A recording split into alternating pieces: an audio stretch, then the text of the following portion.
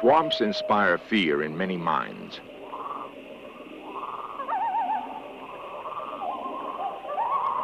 Dark and damp, they are full of mystery and creatures that slither in the mud. An experienced guide entered Louisiana's Honey Island swamp one fall day in 1973. The outing would become the stuff nightmares are made of.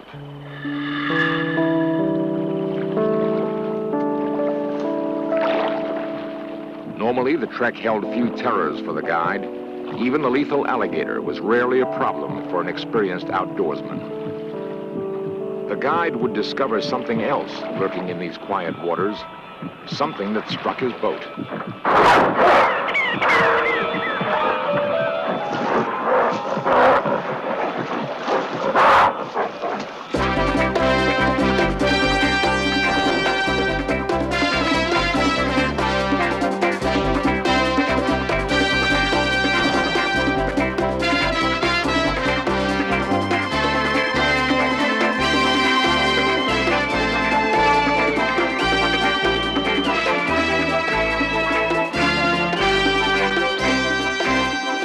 Is it possible that an unknown creature lives on the edge of man's civilized world? The Honey Island swamp is only an hour's drive from New Orleans. Once entered, however, it is the forest primeval. Deep within the Honey Island swamp, a creature described as half man, half beast has been tracked. For the hunter, as well as the hunted, the search is a dangerous game.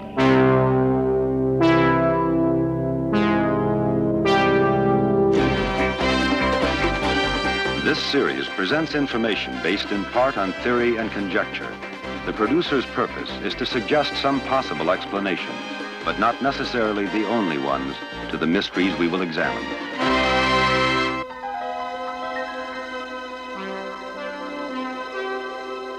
There is a land of endless winter where the air is thin and clean, with peaks soaring 5 miles high to form the icy roof of the world, the Himalayas. The nomad Sherpas who tend their flocks on harsh alpine meadows believe they are not alone in the wilderness. They know the mountains are gods, and that the gods have spawned good and evil spirits who keep watch from the highest crags. The most frightening of these spirits is the man-beast the Sherpa call Yeti. Western men call him the abominable snowman. Abominable because legend says he kills those foolish enough to enter his frozen world.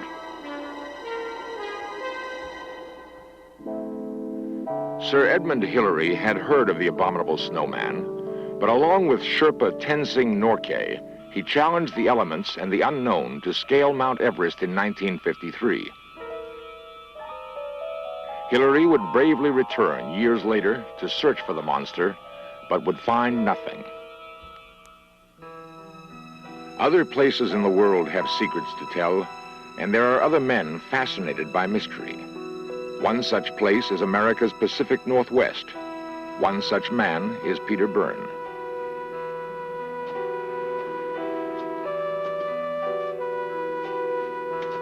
Like the Himalayas, this is a high and lonely land, as yet unvanquished by the steady surge of humanity called progress.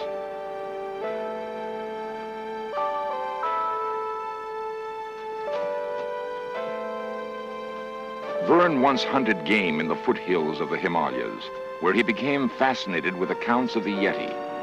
Now he roams the Northwest, substituting camera for gun, in search of another man-like beast, Bigfoot. Men of strong character have challenged this wilderness before. In 1924, a group of rugged miners staked a claim near Mount St. Helens in Washington state. They reported that early one morning, they were attacked by giant rock-throwing beasts. The battle lasted hours.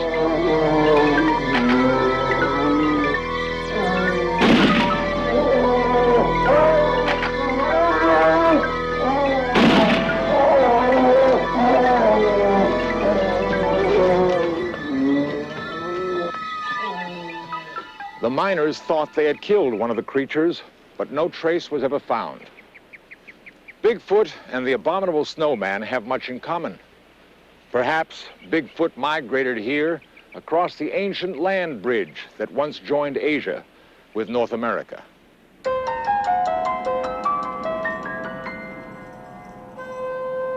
A world away from the mountains is the urbane and colorful city of New Orleans. Yet less than 40 miles from the Superdome, concrete and steel give way again to wilderness.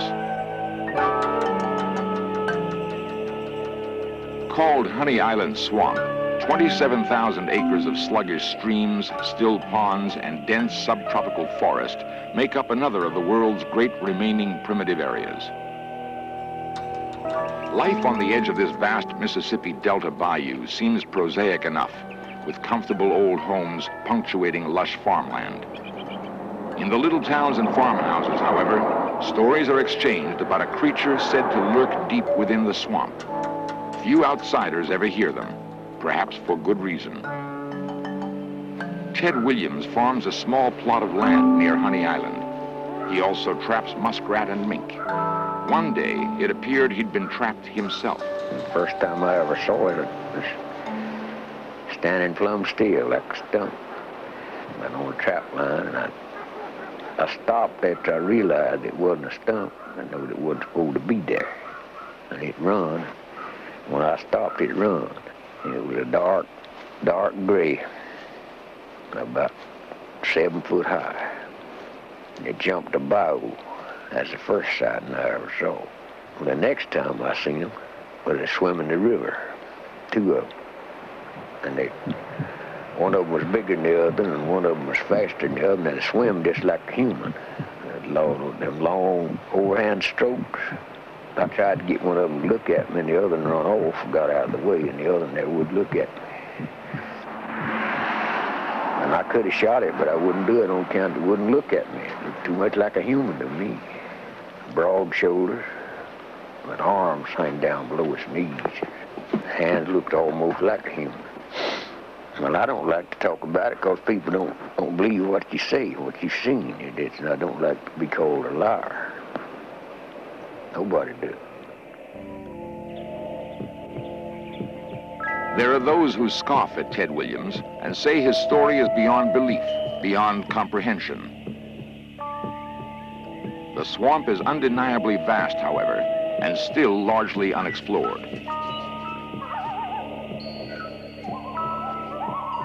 It could hide an incredible secret for a very long time.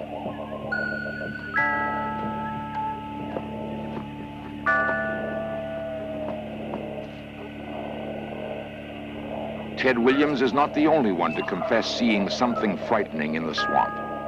While some still prefer to keep quiet, others have begun a systematic search for the creature. At this time, we're well within the interior of Honey Island Swamp, and you can tell by our surroundings here, it's a pretty desolate area. This is one of the main spots here that we're at now. When we came through going to the camp and we first encountered this creature was in this very area right here.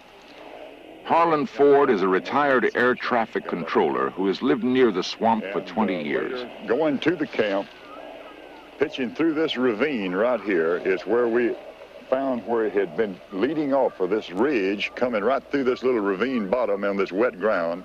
And this is where we first found its tracks, and it was watering about 50 yards over at this creek over here. And at no time did we find any tracks where it had gone in the water. But once it would get to this water's edge, just as a bear would do or something, then I guess it would let down to drink. And that's when we would find the heavy clawed front feet of this creature.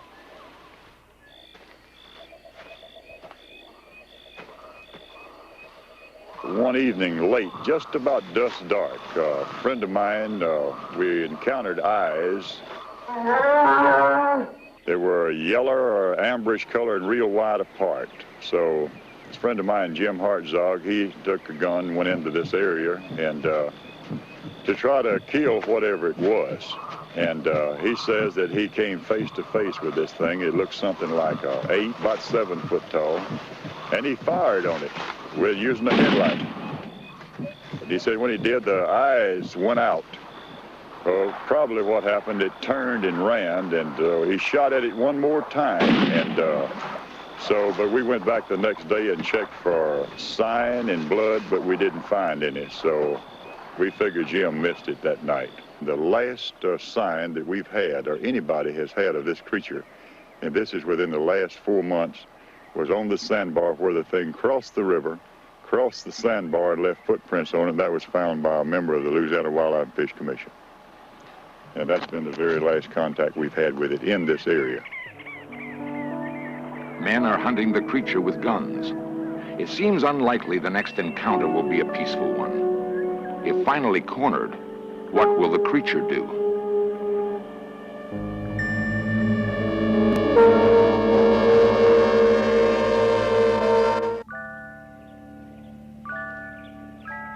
Honey Island Swamp has been largely ignored by men and seemingly forgotten by time.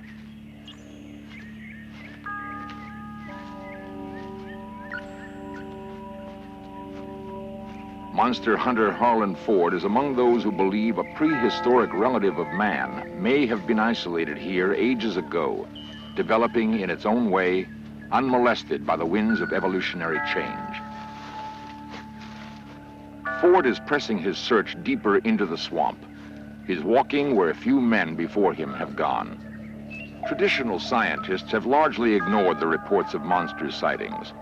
Ford hopes to come up with evidence that will change their minds. A track, obviously fresh. It resembles nothing that is known to inhabit the swamp. Clearly, the track was not made by a man.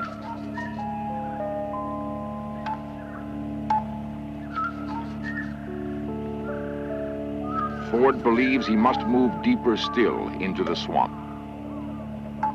Darkness is approaching, however, and Ford is a prudent man. The tracks ascribed to the monster give Louisiana state naturalist George Stevens a clue to its size. From what we can find out, from the tracks we've found in the woods, I would say that he's about, well, from the young to the old.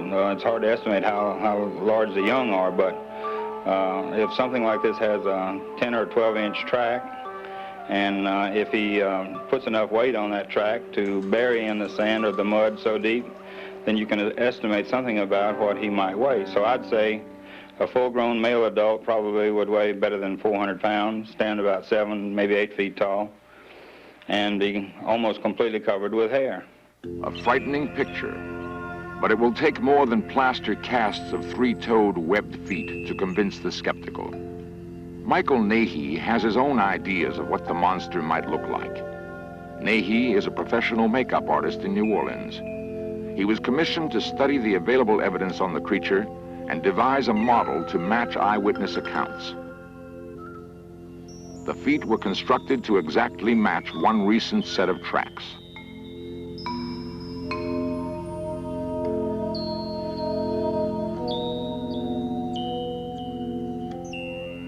The face mask couldn't be as accurate. It does, however, match the descriptions of several eyewitnesses. We still don't know where the creature came from, how it has avoided man for so long, or how it survives in the hostile world of Honey Island Swamp.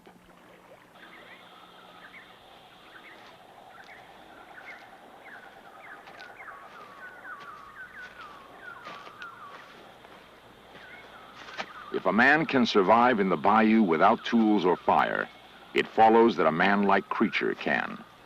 Major Gavin Storter is an Army Ranger and specialist in swamp survival. We challenged him to spend some time in the bayou and evaluate his chances of lasting very long. As long as you can overcome your fear of it and try to understand what's there, you usually have very little problems as far as the food sources go, or negotiating, moving, or anything else. And the biggest thing I would be concerned with would be the plant life. What plants could afford me an obstacle, or would afford me an obstacle should I have to move around or try to move around after dark. I would also look for food sources, both animal and plant life, and the feasibility of catching animals.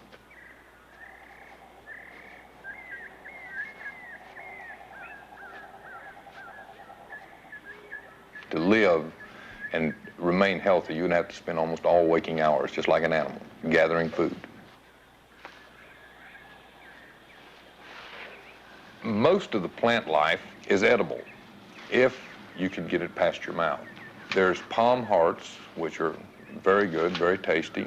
There's a lot of lily-type plants that have large roots that are very edible. Taste a lot like radishes or turnips.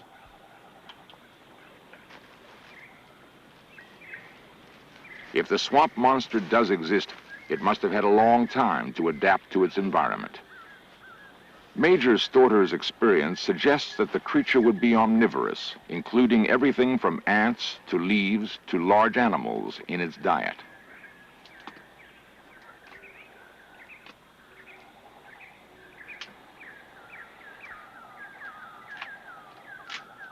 It is clear that only with great cunning and strength could a large creature endure very long.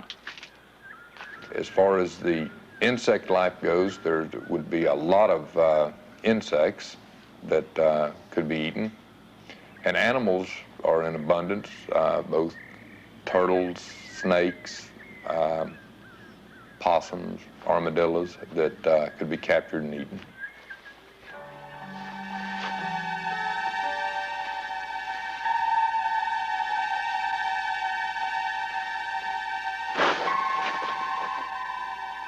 Major Storter teaches that a man's inhibitions can be overcome, that whatever he needs for basic survival is available to him in the swamp.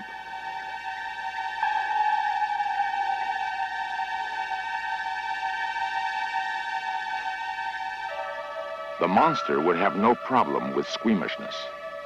It would, however, have to roam the swamp almost constantly in search of its next meal, and would be roaming even now. The incessant need to hunt might explain the creature's apparently aggressive behavior. There are other large predators with which the monster would have to compete for food. It is difficult to imagine, however, that a creature supposedly 8 feet tall and cunning enough to outwit humans would have natural enemies. Man alone seems capable of posing a serious threat to a creature as clever and aggressive as this one is supposed to be. Men are clever and aggressive too. The threat becomes more real as interest in the swamp mystery increases.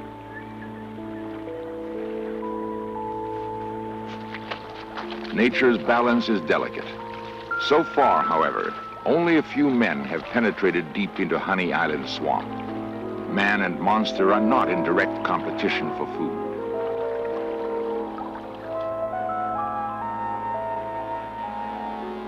It is possible to assume that as men slowly encroach on the swamp, these legendary creatures will be in retreat.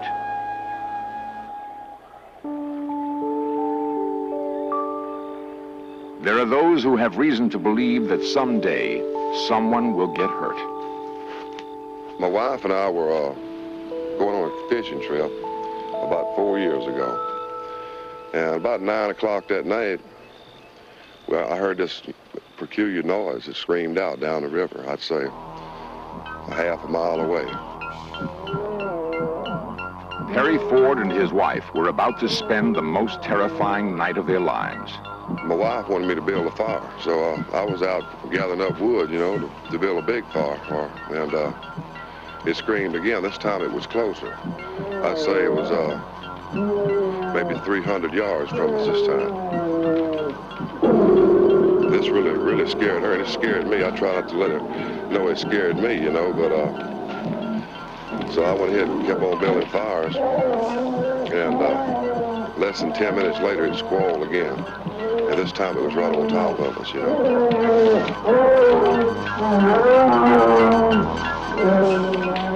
It almost shook the leaves off the trees.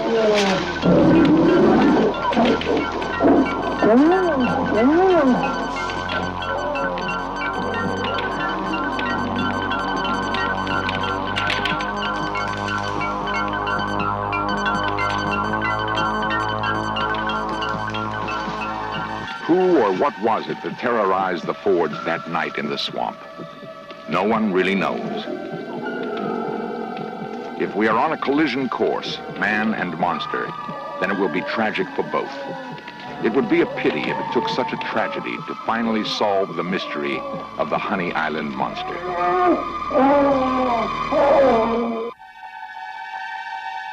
Mankind may have evolved from a swamp like this eons ago. Perhaps we left a part of ourselves behind. I know what I saw, and I know what we got on. And since then, we don't sleep in that camp without a nylon rope on the door or without a loaded gun. From my standpoint, I'll relate it just like it is. And if people believe it, they believe it. If they don't, they don't. We can't control what people think. But whatever it is still in there. You can take and walk in there today, and where you walk at today in there, I would say that there's spots in there no man has ever walked on before. It's that remote. And therefore, that whatever this is that exists, I don't say it's a monster. I don't know what it is. But whatever this is, if it prowls and continues to prowl at night in a swamp area this huge, it could stay in there another 200 or 300 years and not be located. It is easier to explain the existence of a hitherto unknown creature in Honey Island swamp than to understand the apparent indifference of scientists to evidence and eyewitness accounts. What is needed is a thorough, objective search for the man-like creature that has been reported here. It will not further our progress to turn our backs on what may well be our past.